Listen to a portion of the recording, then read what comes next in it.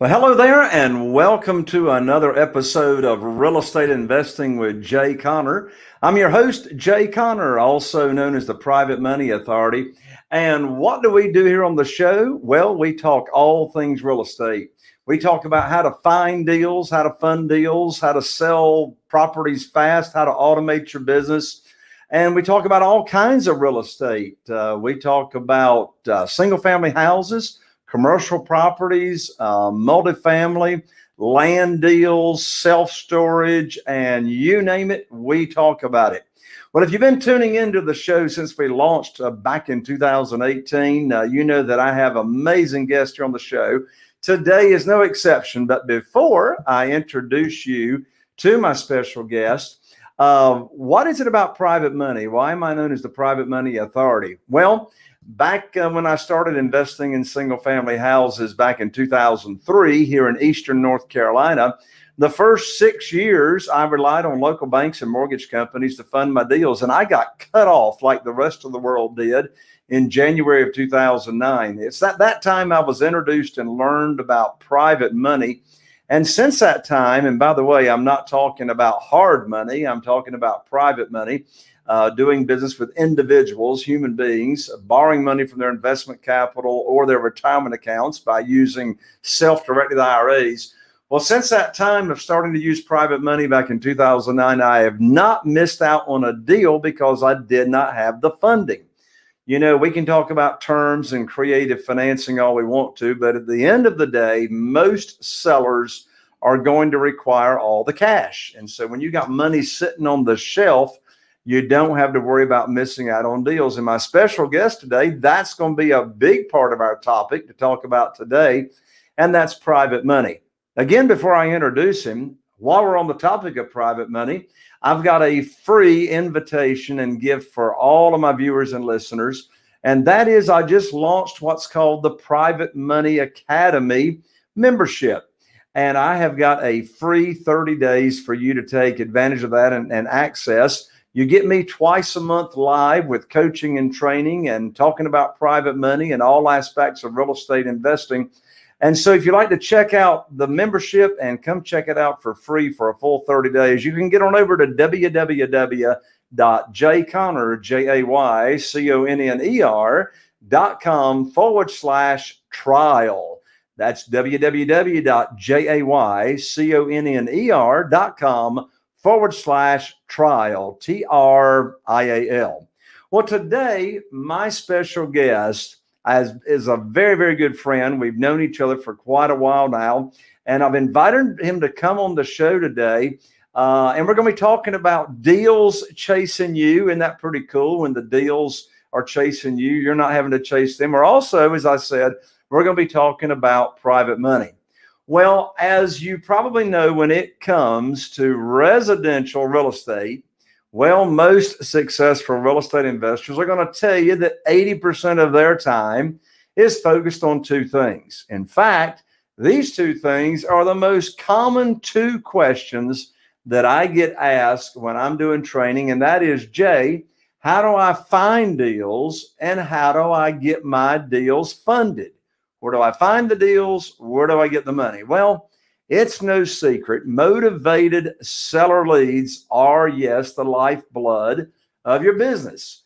I tell my coaching students and clients all the time, unless you've got consistent deal flow, motivated sellers coming into your pipeline and your funnel all the time, every day, you are not in business. So, and in addition to that, if you are investing in a highly competitive market with a lot of flippers and a lot of wholesalers, well, competition for the seller leads, everybody's just fighting over those leads. Well, that means that generating motivated seller leads is really the main major part of the equation.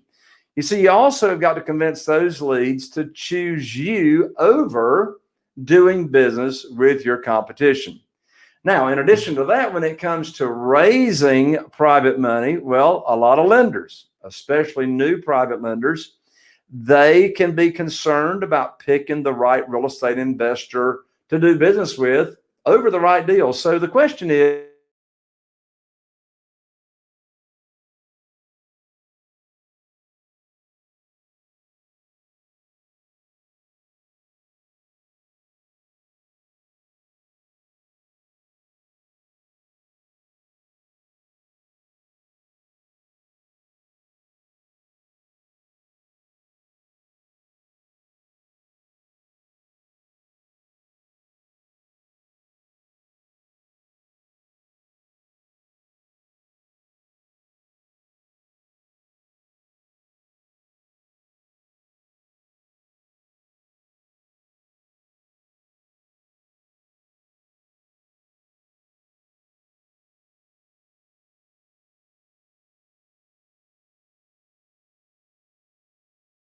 believe it or not, the man himself, Robert Kiyosaki. And my guest was presented with the 2019 Industry Innovator of the Year Award. In addition to that, he's fueled by his passion for real estate, and he's still a teacher at heart, right? He teaches, he coaches, and today he's going on my show to share a strategy that's working right now in some of the most competitive real estate markets across the country. And this strategy is, yes, transforming ordinary real estate investors into being a trusted expert in the eyes of motivated sellers and one of my favorite subjects and topics, private lenders. So with that, my good friend, Max Keller, welcome to the show. All right. Hey, glad to be here. I'm glad to have you, Max. And tell everybody, where are you coming from today? Where do you hail from? Yeah, Fort Worth, Texas. So, in between Dallas and Fort Worth, and starting to cool down, and things are going well. Well, here's where I want to start. We're going to be talking about deals chasing you. We're going to be talking about private money.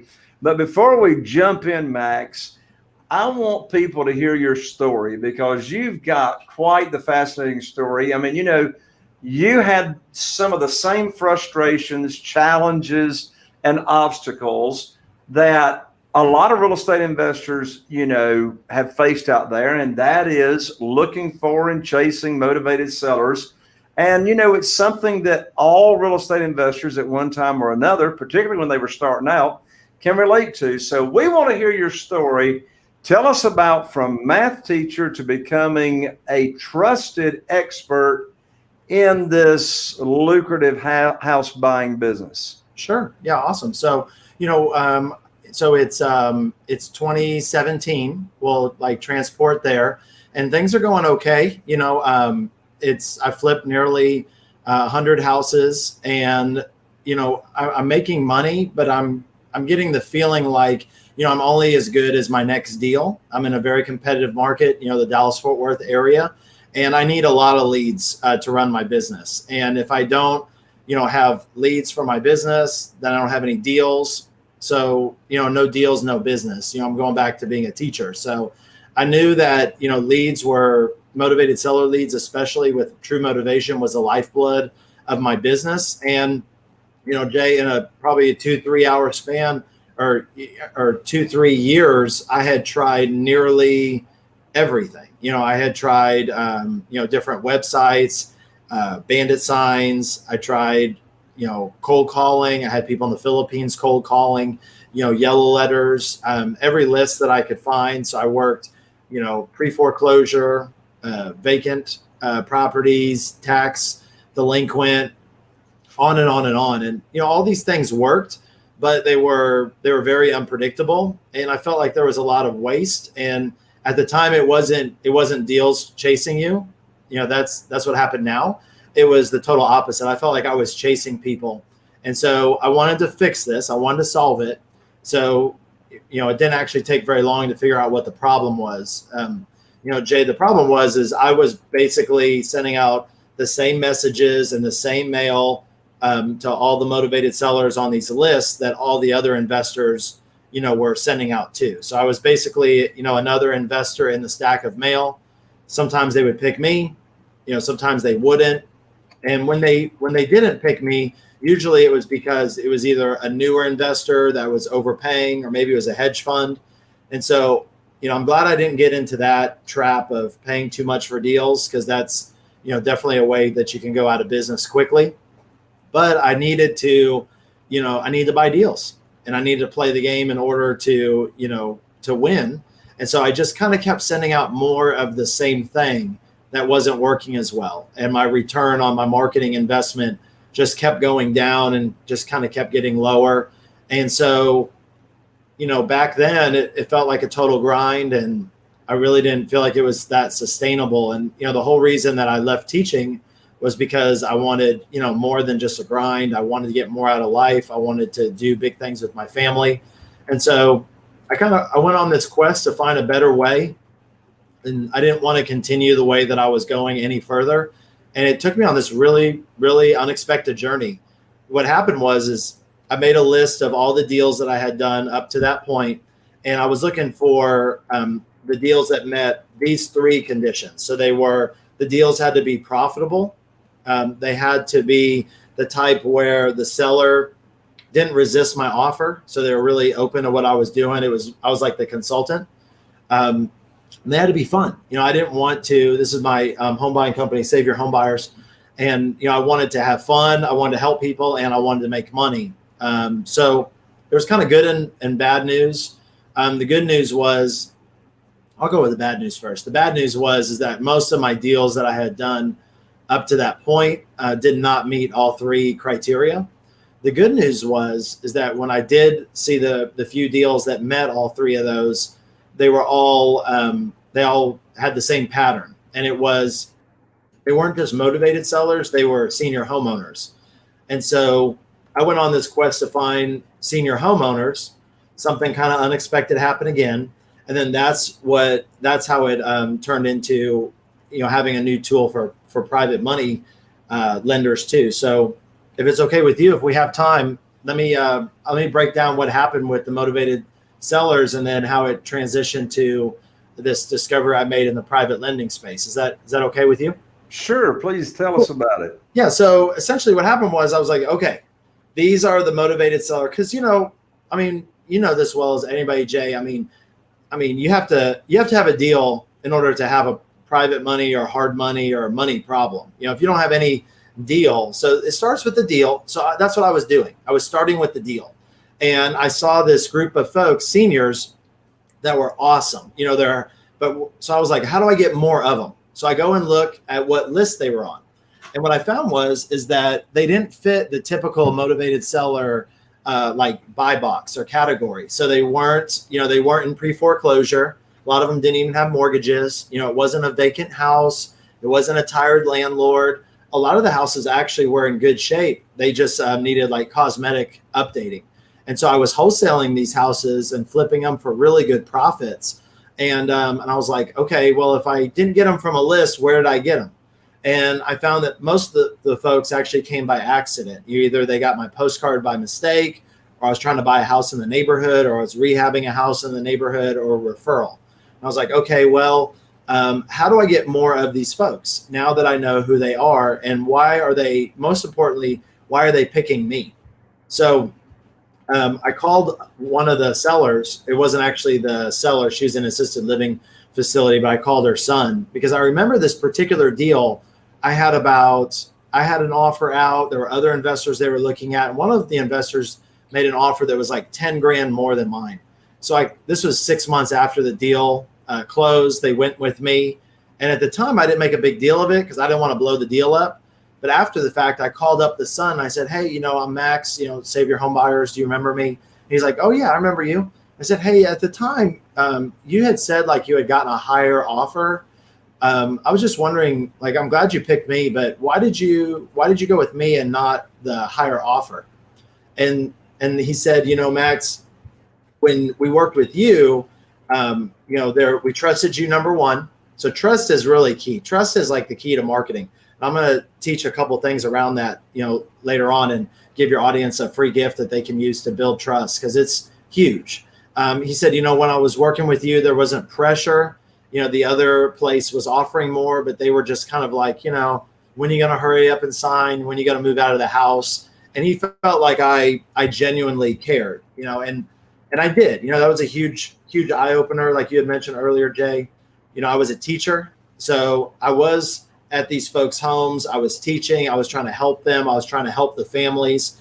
And, I had a really close relationship with my grandma. I took care of her for 15 years of the last 15 years of her life. And she helped take care of me when I was little. So, so I had that bond. And I felt like when I was going over to these folks' homes, it was like I was working with my grandma. So I knew this is who I wanted to work with. I knew why they're picking me. But the problem is I couldn't find a really scalable way to do this because I'm in these folks' living rooms sometimes for 2 to 4 hours, and I had another gentleman who's helping me buy houses. And, we're explaining all these details because these folks, there's a huge education gap. And there's a huge education gap right now for private money lenders too. And I'm going to share what we're doing about that. But wherever there's huge education gaps, I learned this being a school teacher, it's a huge opportunity, because if you can be the person to fill that education gap, then that person, that student, that motivated seller, that private lender, really is appreciative of what you're doing, and they, reward you with the business. And so I remember it very distinctly. I went to, I was at a home, I was buying it in the evening, and it was myself, the mom who lived there by herself, and the daughter. She was probably like in her early 60s. And the daughter was like, Max, you've like helped our family out a ton. I actually helped the family find a place for their mom to live, an assisted living facility. And she said, you've like helped us out tremendously. Why don't you, have you ever thought about writing a book about all the stuff that you know? And I was laughing. I was like, no, I don't think so. I'm a house buyer. I'm not a writer. And I went back to my car and I thought about it, and I was like, that's actually a pretty good idea. I had spent a lot of time learning about senior housing because I was noticing my seniors, even when I would teach them what to do at their house, they still had other things they needed to know before they could move. So I would go and learn and start talking to people at these facilities and read online and just do my research. And I was like, and I noticed the more I learned, the more I could help my prospect, the more, they appreciated me. And it was like setting me apart, I'd say 95% from my competition. So I was like, okay, this is a way with a book that I could take this to the next level. So that's what I did. I basically just sat down. I wrote down a list of all the questions that I keep, getting asked in, folks' living rooms, and then wrote the pros and the cons of different options. And that was my first book, Home to Home, the Step-by-Step Senior Housing Guide. And I just printed out 100 copies of the book. I started giving it away. And, what it did, Jay, is the book became my new business card, but it became a lot more than that. It also became my new credibility piece. Now I would give people my book and I would have just like instant credibility. I would have, instant trust with that motivated seller. And I was really positioned as the senior housing expert. And so to make a long story short, I used the book. It's been an amazing way to generate deal flow. How private lending got into the mix is that was around the same time that I started making the transition from hard money to private money. And when I was reaching out to private money lenders at first, it was a lot of, just a little background about me. I'm doing, 3 to 4 deals a month at this stage. And, I need to get these deals funded for short-term and for long-term stuff. I'm reaching kind of my limit at the community banks that I had been using. So I went to hard money, and it's very expensive. And so when I started reaching out to the private money lenders, they saw me as a deal maker, but I was pitching, my deal to them, and I was showing them my deal and why it was a good deal or not a good deal. And sometimes they would be really excited about it, but then sometimes they'd look at me crazy because the house is in rough shape. It's not the kind of neighborhood that maybe the private money lender would, want to live in. And so I was getting mixed results. And so around that time, fast forward about 18 months later, the book system that we use for private money lenders got an award at a real estate conference, and Robert Kiyosaki was there to give me the award, and I gave him a copy of my book, and it was a really, really cool moment. And a gentleman in Houston named Brant Phillips had been doing the exact same thing with his private money book that I was doing with my motivated seller book. He was a police officer. I think people who work in public service, they do it more than just for the money, and so he had taken all the questions that his private money lenders had asked him about and, did the same thing and wrote out pros and cons. And he was using it to source private money in Houston. And so he called me, and we met through a mutual friend, somebody very well. And we connected, and now that's part of our licensed content that we have. So, originally when I made my motivated seller book, when my partner Brant made his book for private lending, we never intended for anybody else to use it. And later on, I'll kind of share some of the ways that we work with, real estate investors and how we help them, whether it's deals or dollars, build more of that trust and that credibility, so their prospects see them differently. But that's, in a nutshell, that's really kind of how it all happened. Well, some people don't really feel all that comfortable or really that confident in putting themselves out there as an expert or referring to themselves as an expert. Right. So, from the standpoint of somebody selling their house, Right. or from the standpoint of a private lender loaning money out, in Right. their mind, really, what is it that qualifies somebody to be an expert? Yeah, that's a great question. So, people who are committed to being an educator and an advocate for someone else, that's truly what an expert is. It's, that's actually a requirement that we have for our students that we don't bend on. It's, being an expert is not a way for, shady, people, real estate investors to, take advantage of people. It's really about, it's not about celebrity. It's not about, when people hear the word expert, a lot of times they think, oh, well, they think about people like Robert Kiyosaki, or they think about people who have done thousands of deals, and they're like, oh, I'm not at that level. It's an expert is not something that a title that we put on ourselves. An expert is something that our prospects see us as, and it's really about being an educator, being an advocate, and most importantly, putting yourself out there to be found. The folks that plug into what we do, they want to be out there to be the go-to person. So if people in their community have questions, they can answer them and they can help. And so it's really more about being an educator and being an advocate and putting yourself out there. That's truly what an expert is. So you've written a book about, to give yourself credibility when you're talking to a seller of a property. Yes. You also now have another book when you're talking with a new potential private lender that gives you credibility as a real estate investor to be trusted. So how powerful would you say it is in having someone having their own book to use as credibility? Yeah, so great question. So it's very, very powerful. I'll speak from my own example. When I think about all the different ways that I have used my book to get a return on investment, the first step I did when I got my book was I started giving it away. And a lot of times when people think book, they think sell the book. And sure, there's folks like Stephen King. J.K. Rowling. They sell a lot of books and make money. But for me, that would have been really, really short-sighted. I did put my book on Amazon, and it did hit #1 on a couple of bestseller lists. So, that was really cool. I do get some sales from it. But the biggest thing that I get as a home buyer, as a real estate investor, is it gives me three things. It gives me expert positioning in the minds of my prospect.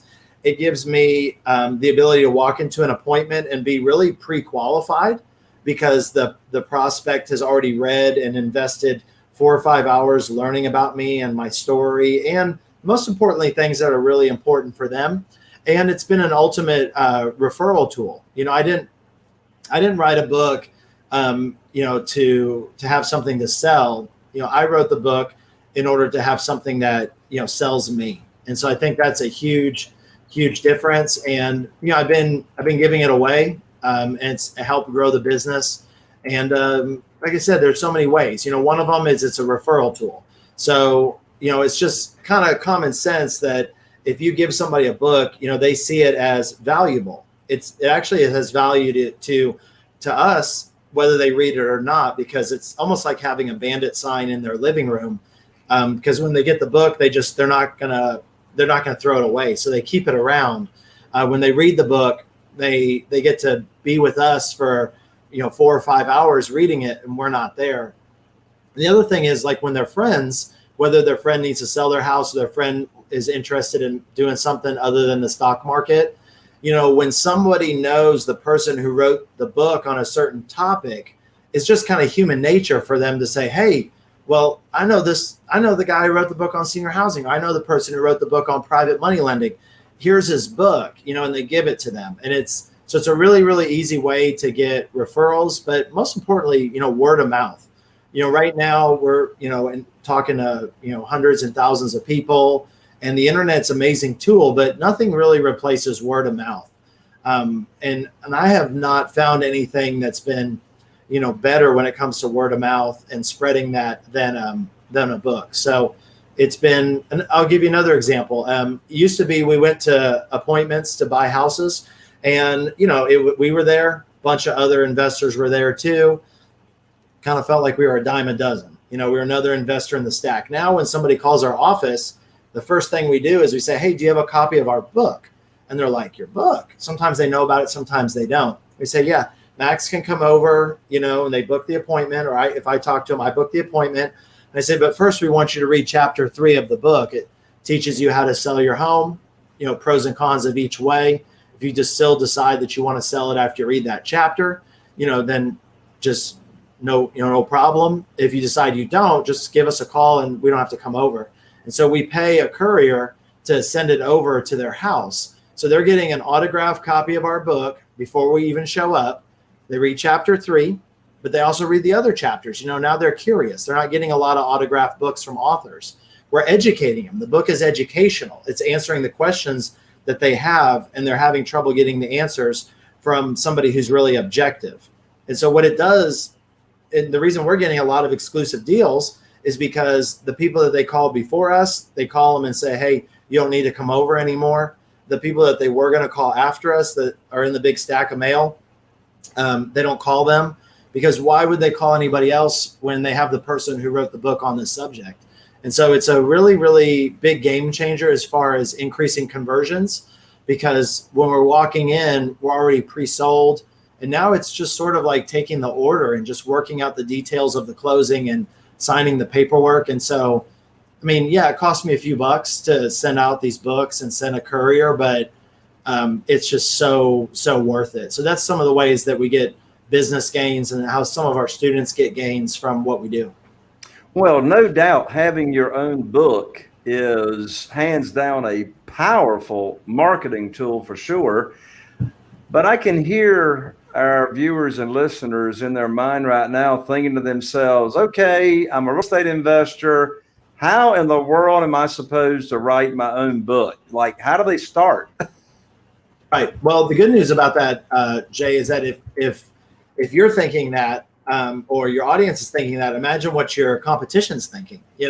Like they're thinking the exact same thing, which is a good thing, because traditionally, writing a book did not have a very low barrier to entry. It was a pretty high bar that you had to clear. Now we've made it easy for real estate investors. We think, easier than anybody else ever has. But essentially, there's really two ways to do a book. And it's really kind of, the breakdown runs along the same lines as there's really two types of real estate investors that reach out to us. There's the DIY real estate investor and the ROI. So the DIY real estate investor, those are the folks that like to roll up their sleeves. They invest a lot of their own time into the deals, get their hands dirty. And, there's a lot of trial and error with that method, and it takes a little longer to get your return on investment. But if folks enjoy the process and they get satisfaction from that, then there's like nothing wrong with that at all. So that's the first kind of person that we help. And I'm going to share here in just a minute specifically how we help them. The second kind of investor that comes to our business, Deals Chasing You, is I call them the ROI real estate investor. So for them, it's just like time is money. They don't want to go to houses. They want to have their acquisitions team go to the house. They don't work on the rehabs themselves. They have teams to do that. And they really leverage a team on all aspects. And so they can focus on just locking down more deals and acquiring more money for their deals. So for the DIY real estate investor, we created the first of its kind. It's called the Real Estate Investor Book Writing Checklist. And so we sell this, but I'm offering it to your audience, a free copy. So you can go to the links that we'll have at the end and check it out. And this is a tremendous resource, because what it does is it breaks down, how to pick an audience, how to speak specifically to your motivated sellers, how to structure a book, how to overcome writer's block. So if you're DIY for all areas of your business, you can plug into this book that we created that is specifically for real estate investors who want to write their own book to get more deals or dollars. That's what it is. And so we took all the learnings that, took us hundreds and hundreds of hours to learn and provided a shortcut for you. So that's one way. And then the other way is we have some licensed content that we allow for some different niches. And for the ROI, we allow them to plug into our licensed content. So you got the do-it-yourself people writing their own books, and then you got sort of done for you. Yes. Right? So you've got both ways. Well, Max, why don't you go ahead and tell everybody how you can help them? Sure. Yeah. So just go find out about us. Just go to Deals Chasing You /Connor. And that's with ER. And we've got a copy of the REI book writing checklist. They can check it out, get a free copy of it. And then we've got some links on the website. Once they do that, they can go into our portal and they can see what we're doing with the different niches. So it's just, something to explore, something to check out. And you can get some value from this book. Like I said, we're offering it for free for a limited time. And so, check it out. And we got our contact info on there. If you have any questions about, what it is that we do and if we can help you, we'd, more than happy to answer any questions that you have. For our folks that are listening on the podcast, you may be on Google Play or iTunes. Let me spell that website out for you. So it's www.dealschasing.com. That's DEALS, Deals, Chasing, CHASING, UYOU.com. And to get that checklist, is that a /Connor, CONNER? Is that right, Max? That's correct. So again, let's put that site up, www.dealschasing.com / my last name Connor, CONNER. Are there any other ways that a real estate investor can use this book to grow their business? Yeah, absolutely. So, I had mentioned earlier about how, this turned into a huge referral tool.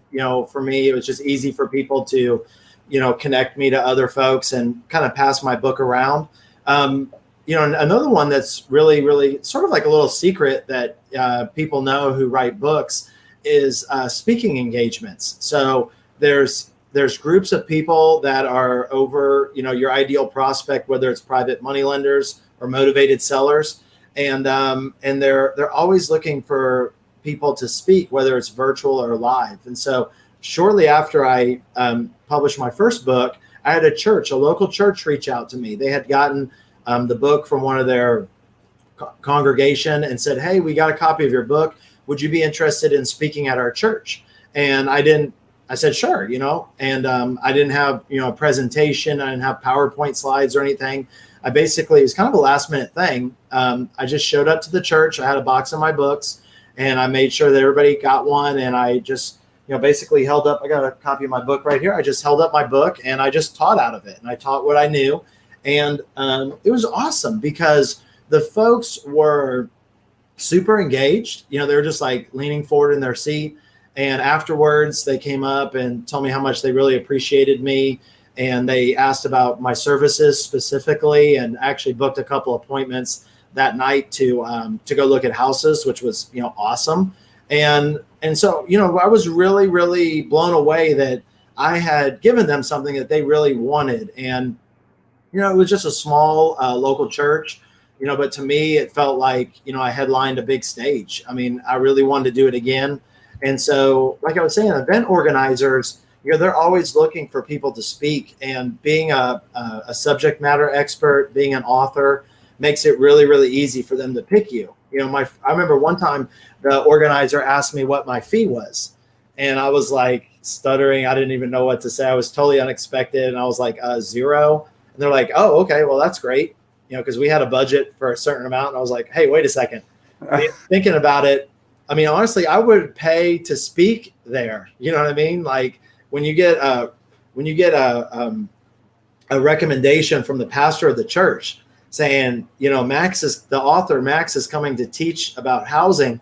Everybody needs to show up. I had one church that printed out 2,000 like flyers and put it in their church bulletin, full color, 2,000 2 weeks in a row, and I didn't pay for any of that. So that's a really big deal. And then the other thing is it's kind of interesting is celebrity. You know, I didn't write this book to be a celebrity. I'm happy just being a home buyer. You know, I buy houses here in, you know, Fort Worth and Dallas, and now I have a group of students that plug into our licensed content. But I didn't do any of this to become a celebrity, but it's just sort of part of it. When you write a book, people look at you like the other people they know who have written books, like, you know, Dave Ramsey, or like you said, Robert Kiyosaki, who I got to meet, you know, recently, and you know, Barbara Cochran and Oprah. I mean, these folks all have books, and it is no secret that being a celebrity or being seen as a celebrity, even a local celebrity, has a lot of power behind it, and folks trust you more. They look at you more as the doctor prescribing them the medicine instead of just a salesperson. And so I get folks all the time that ask for a copy of my autograph, and they get all excited, and it still sort of like bewilders me, or I just never get used to it. And I say, okay, well, here's what we'll do. As soon as you sign the contract over there, you give me your autograph, then I'll give you my autograph, and we all kind of have a little laugh. So it's been a really fun journey, and it's been a really different way to buy houses and raise more money for my deals. Well, there you have it, folks. I know you're interested in learning about how to have your own book for your own credibility, for your own story. And you can get the checklist on how to do that yourself, or you can plug into Max and get it done for you. So that website, one more time, folks, is www.deals, D-E-A-L-S, Deals Chasing You. That's Y-O-U, dealschasingU.com/Connors, C-O-N-N-E-R. Max, it's been fantastic having you on the show. Parting comments before we wrap it up. Yeah, just commend everybody for listening to you. You run a really great program, and I've got some time we got to spend some time together and see your operation, and it's first class all the way. So I just commend everybody listening to keep focusing on their education, and look forward to checking back in with you in the future, and, you know, give you any sort of updates.